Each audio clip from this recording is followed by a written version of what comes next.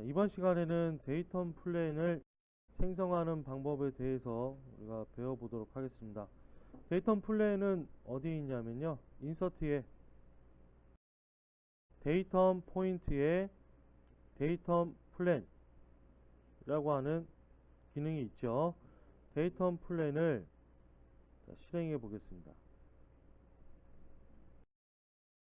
데이터 플랜을 실행해 가지고 지금 다이얼로그가 창이 나왔는데 이 오른쪽 상단에 보면 이 X 옆에, 그러니까 창을 닫는 이 버튼 옆에 리셋 버튼이 있죠. 이렇게 생긴. 자, 리셋을 한번 하도록 하죠. 리셋 한 다음에요. 자, 데이터 플랜이라고 하는 게 뭐냐 하면 평면을 하나 만드는 거예요. 기준 평면이다 라고 보면 되고요. 이게 형상은 아닙니다. 형상은 아니고 그냥 참조할 수 있는 참조 타입이라고 보시면 돼요. 그냥 평면을 생성하는 기능. 평면. 평면을 생성하는 기능인데 거기 타입을 보면 인퍼레드는 하위에 있는 것들을 추정한다 라고 있죠. 그러니까 at distance부터 봐야겠죠. at distance 해가지고 타입을 선택을 합니다. 타입 선택하시고 그 다음에 at distance라고 하는 건 뭐냐면 내가 선택한 평면에서부터 평면을 선택을 하면 그 선택이죠. 선택을 하면 그 평면에서부터 평행한 데이텀이 생성되는데 이때 거리값을 입력해 가지고 일정 간격을 이렇게 띄울 수가 있어요. 그러니까 이 평면이죠. 여기가. 자, 이 면을 선택을 하면 여기에서부터 자, 디스턴스라고 하는 부분 나오죠. 디스턴스가 50이다 라고 입력을 해주면 이 평면에서부터 50mm 떨어져 가지고 데이터 플랜을 생성을 할 수가 있다라는 얘기예요. 50mm 떨어져서 데이터 플랜이 생성되는데 이때 리버스 디렉션 있죠. 밑에 리버스 디렉션을 누르면 이 옵셋 되는 방향을 바꿔줄 수가 있습니다. 자, 바꿔줄 수가 있고요. 그리고 그 밑에 보면 넘버 오브 플랜이라고 해서 몇 개를 만들 건지를 설정할 수가 있어요. 지금 한 개가 되는데 여기에 5라고 입력하면 50mm씩 5개를 생성하게 되죠. 이렇게.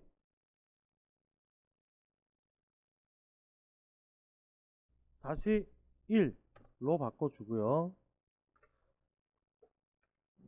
그래서 내가 선택한 평면에서부터 데이텀을 이렇게 간격을 줘서 거리를 줘서 여기 거리를 줘서 입력된 개수만큼 생성하는 기능이 at distance라고 하는 기능이고요. 자, 그리고 그 밑에 보면 plan orientation이라고 하는 부분이 있죠.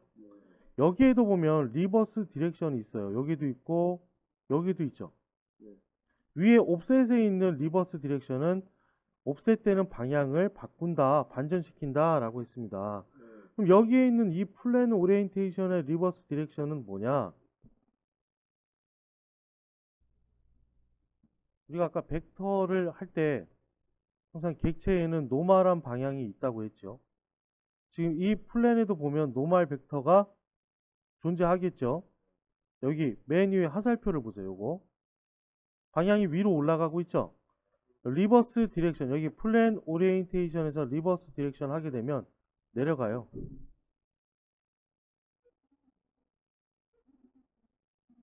반대로 바뀌죠. 예. 그러니까 이 데이텀의 노멀한 방향이 이쪽 방향과 이쪽 방향 양쪽인데 그죠? 이 둘 중 하나를 선택을 하는 거예요. 원래는 이쪽으로 돼 있었다는 얘기죠. 자, 그럼 이게 밑으로 돼 있으면 어떻게 되느냐? 밑으로 되어 있을 때와 위로 되어 있을 때를 차이를 보도록 하죠. 자, 일단 위로 이렇게 맞춰 놓고 그 다음에 어소시에이티브 있죠. 세팅에 어소시에이티브는 체크가 되어 있으면 자, 이 면에 변화가 생기면 예를 들어서 이 면이 높아졌다. 그러면 얘도 똑같이 그 50mm 간격을 유지하면서 얘도 높아져요. 어소시에이티브를 체크를 하지 않으면 얘가 높아지든 낮아지든 아무 상관없어요. 그냥 이 위치에 존재하게 됩니다. 아시겠죠? 그러니까 연관성을 가진다는 얘기예요. 뭐하고? 얘하고. 그죠? 이 데이텀에 있어서 이 면은 뭐예요? 부모라고 해요. 부모. 페어런트라고 합니다. 페어런트 또는 뭐 우리가 참조라고 할 수도 있겠죠. 근데 얘가 사라지면 어떻게 돼요? 얘가 바뀌거나 사라지면 어소시에이티브가 체크가 되어 있으면 얘가 영향을 받아요. 체크가 안 되어 있으면 영향을 받지 않습니다. 아시겠죠? 자, 우리 기본적으로는 체크를 해놓고 할게요. 어쨌든 오리엔테이션을 이 방향을 위로 해놓고 자, 오케이 해보겠습니다. 그럼 데이터 플랜이 하나 생성이 됐죠? 이거는 작업을 하기 위한 그냥 기준 평면이다 라고 보면 돼요. 여기에다 스케치를 할 수도 있고 이걸 가지고 트림을 할 수도 있고 여러 가지 작업을 할 수가 있게 되는 거죠. 자, 그러면 여기에서 다시 한번 데이터 플랜을 생성을 해 보도록 할게요. 데이터 플랜 생성하는데 at distance로 해가지고 여기 위에 있는 이 데이텀을 선택을 해 보겠습니다. 자, 방금 만들어준 이 데이텀을 선택했더니 여기에서부터 옵셋 되는 데이텀이 하나 이렇게 생기죠. 생기는데 여기에 값을 100으로 입력하시고 100으로 입력하고 그 다음에 이 플랜 오리엔테이션에 보면 지금도 보면 위쪽으로 이렇게 향하고 있죠. 여기를 리버스 디렉션 해가지고 아래쪽으로 바꿔줍니다.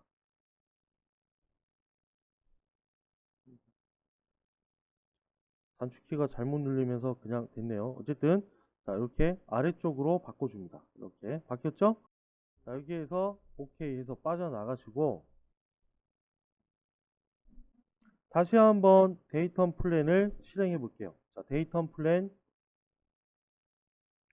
실행한 다음에 이 위에 있는 데이텀을 선택하는데 값을 50이라고 입력해 봅시다. 50이라고 입력하고 이 위에 있는 데이텀을 선택을 해보세요. 여기 이 데이텀을 선택하면 자, 어떤 차이가 있습니까? 밑으로 가죠. 아까 이 데이텀을 선택해가지고 여기 이 데이텀을 선택해서 만들었던 이 데이텀은 어디로 갔어요? 기본적으로 이렇게 올라갔죠. 근데 얘는 밑으로 내려가고 있죠. 왜 그래요? 이 데이텀의 노멀 벡터를 우리가 아래쪽으로 이렇게 내렸기 때문이에요. 그래서 옵셋이 되는데 아래쪽으로 가는 겁니다. 자, 그러면 플랜 오리엔테이션은 뭔지 이제 이해가 되시죠? 자, 그러면 캔슬 누르고 빠져나와서 삭제하겠습니다. 데이텀들을 삭제를 하도록 하죠. 자, 그 다음에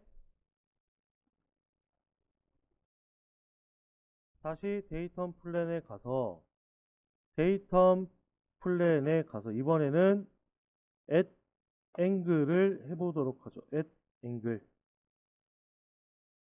at angle은 마찬가지로 여기 플래너 레퍼런스라고 되어 있죠. 그러니까 평면을 하나 참조를 해야 돼요. 평면을 참조할 평면을 선택을 해야 됩니다. 여기 이 평면을 찍어보죠. 평면 찍고 평면 찍고 그 다음에 at angle, 그러니까 앵글이라고 하는 건 뭐예요? 회전이라고 봐야겠죠? 그죠? 회전인데 각도인데 회전되려면 항상 뭐가 필요해요? 축이 필요하죠.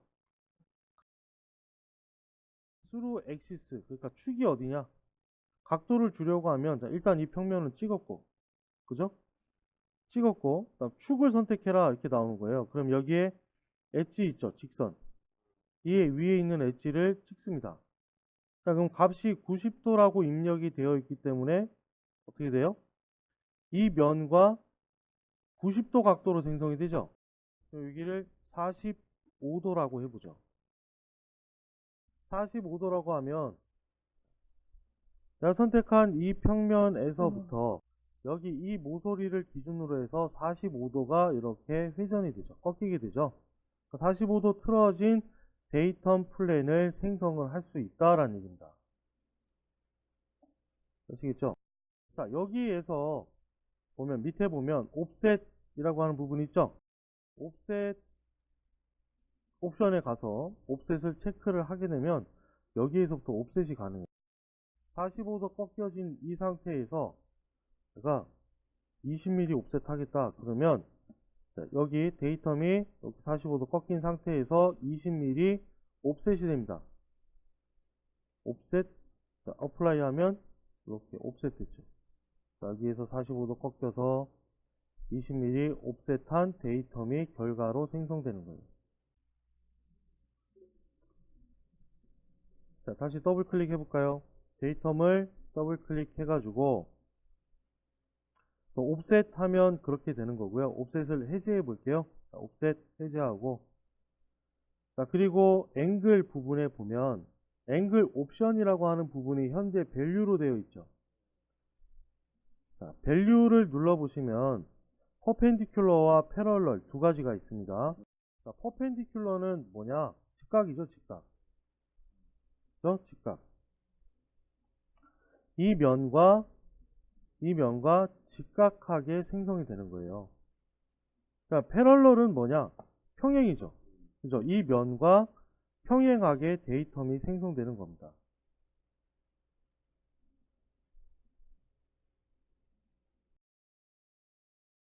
자, 각도를 주려면 밸류로 해가지고 앵글 값을 넣어주면 이렇게 각도가 들어간 데이텀을 생성할 수가 있고요.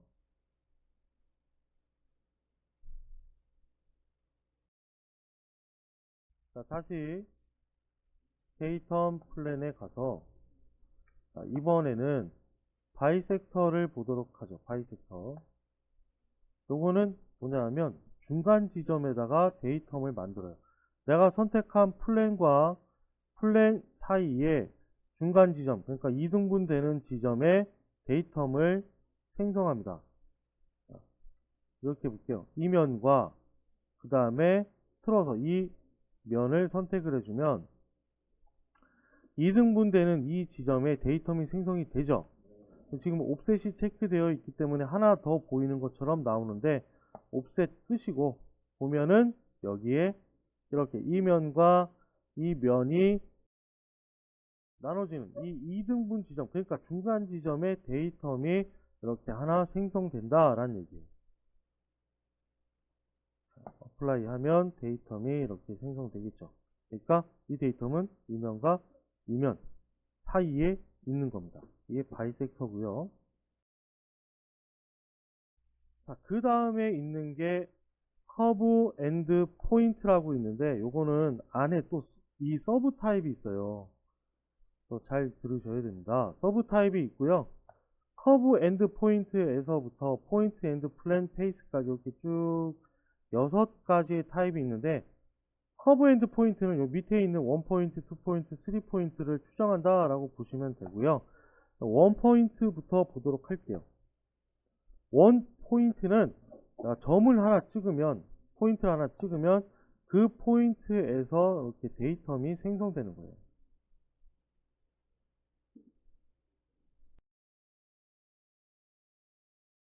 점을 하나 찍으면 그 포인트에서 데이텀이 생성되는데, 자, 지금 여기에 있는 이 구멍, 그러니까 이 홀의 센터를 찍었더니 얼터네이트가 활성화되네요. 얼터네이트 솔루션을 클릭해보면 이쪽 방향으로도 되고, 클릭해보면 이쪽 방향으로도 되고, 다시 클릭하면 이쪽 방향으로도 되고, 총 3가지의 결과가 나오게 되네요. 자, 그리고 포인트를 찍을 때 이 직선인 경우에는 여기에 보면은 직선이, 여기에도 직선 엣지가 있고 여기에도 직선 엣지가 있죠. 근데 어디에 직선 엣지냐에 따라서 이 원포인트일 때 데이텀이 생성되는 방향이 달라집니다. 이 엣지의 엔드포인트를 찍게 되면 이쪽 방향으로 이렇게 생성되죠. 자, 그런데 여기 엣지의 엔드포인트를 찍게 되면 이렇게 돼요. 그러니까 이 엣지의 노멀 벡터, 그러니까 이쪽 방향으로 데이텀이 90도 각도로 생성이 된다라는 얘기죠. 이게 원 포인트이고요. 그 다음에 투 포인트는 두 개의 점을 찍어서 그 점을 통과하는 벡터를 만들고 그 벡터에서 90도 방향으로 데이텀을 생성하게 됩니다. 자, 이렇게 볼까요? 여기 포인트에서 그 다음에 이쪽 찍어보죠. 여기 이쪽 모서리 포인트를 찍으면 이 두 포인트를 통과하는 벡터를 생성을 하고 그 다음에 그 벡터에서 노멀 벡터 방향으로 그러니까 90도로 이렇게 데이텀이 생성이 되죠. 이때 보면 얼터네이트 솔루션이 나와요. 그럼 결과가 다른 결과가 있다라는 얘기죠. 눌러보면 이쪽에서도 데이텀이 생성될 수 있고 여기에서도 생성될 수 있다. 총 두 개가 나오게 되네요.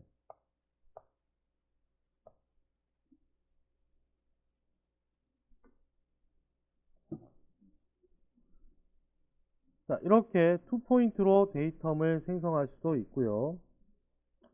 자, 그리고 3포인트로도 생성할 수 있습니다. 3포인트는 3개의 포인트를 지정해서 그 3개의 포인트를 통과하는 데이텀을 생성을 할 수가 있어요. 그러니까 이렇게 될 수 있다는 얘기죠. 첫 번째를 이 구멍의 센터 찍고 두 번째를 여기 이 위에 큰 구멍의